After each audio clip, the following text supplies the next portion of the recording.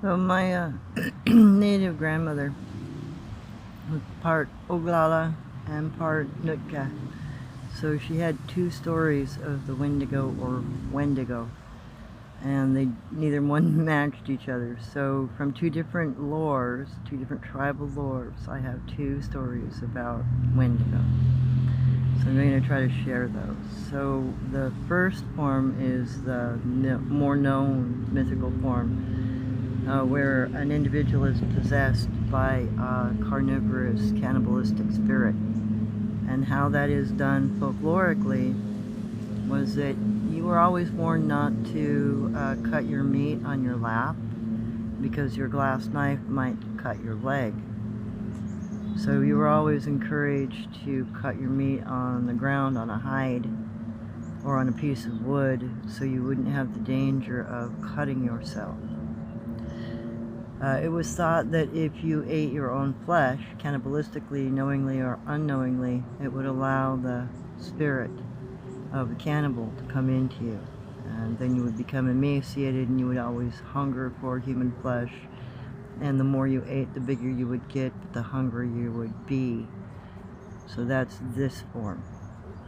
And the other story form that she had, and I believe this is from the Oglala stories. I think the other form is from the Nootka, but I'm not sure. I haven't researched their stories. So the other version of the story she had about the Windego was a dark person, a dark mage, a wizard who would eat the flesh of a rotten animal to gain the power of, life over death kind of magic. Necromancy, I guess, to a certain degree, and this was considered very dark, very evil, and very counter to culture.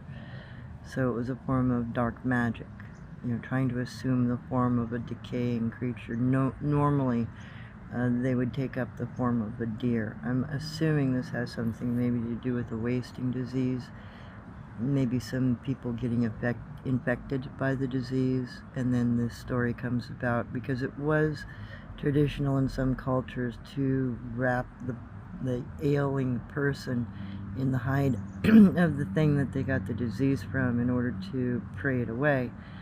So this would be an iconographic kind of emblem of that, potentially. The form where, they're human, but they wear the dilapidated hide and they crave human flesh and practice dark magic to assume a form. Potentially. I don't know. It's mythology.